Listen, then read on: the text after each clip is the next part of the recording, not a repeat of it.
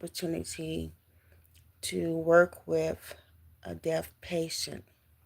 So I thought about that I should broadcast what is one of the best ways to work with someone who is a deaf patient, because they are a particular population but should not be ignored. And spiritual care to the deaf can be adapted from general spiritual care methods, such as focusing on accessible communication and understanding their unique needs. Interventions for a deaf patient may include using sign language, using written material, and visual aids to facilitate communication, and adapting to prayer and spiritual practices to be inclusive of the deaf community. And it is also important to respect the culture and the religious beliefs, and to be aware of any potential communication barriers and the unique experiences of the deaf individual.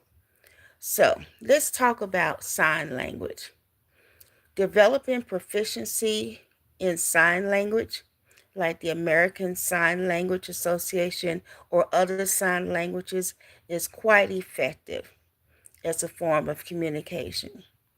You can also use written material such as scriptures and prayers, and scriptural articles can be helpful to those who prefer a more comfortable way of being able to communicate with you.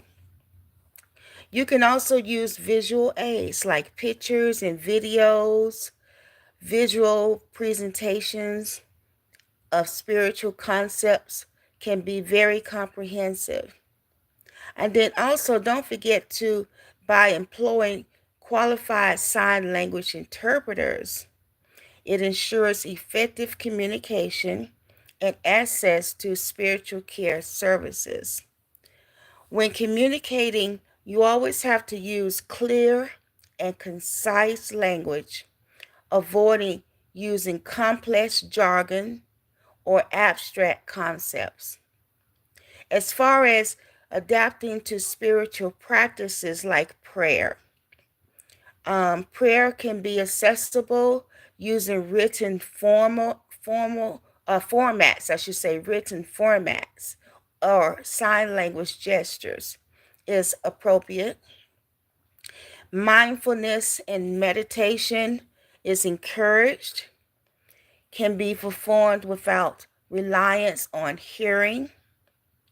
Rituals and celebrations, by incorporating rituals and celebrations that are inclusive to the deaf community, potentially using visual elements. And then in spiritual counseling, in accessible formats, either through sign language, written material, or visual aids. Now, one of the things you want to be very careful about and very attentive to is around respect and understanding. And you also need to be able to be careful to accept and to adhere to cultural sensitivity. Be aware of cultural and spiritual diversity with the deaf community, and respect their individual beliefs and practices.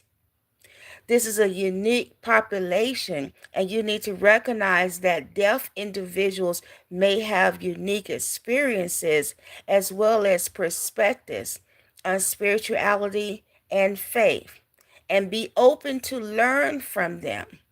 That's my biggest takeaway, is what can I learn from this population?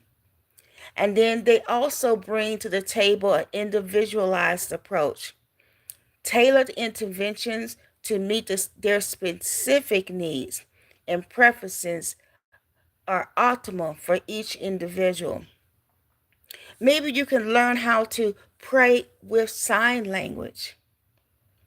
Maybe you can use creating visual prayers, sharing stories and testimonies, either through sign language or written format, may be something that may be helpful.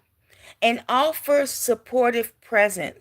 Simply offering your presence as a support system can go a long way through either sign language or written communication. This can be very, very powerful because these are just a few things just to help you out to be able to get in the door and to be able to have some form of creative dialogue when you're dealing with providing spiritual care to deaf population. So I hope this helps, and I'll see you another time. And you be blessed, and just stay on the wall, as I always say. And I'll be back at another time with something else for spiritual care. Bye bye. And let me know your thoughts and send me your messages. Take care.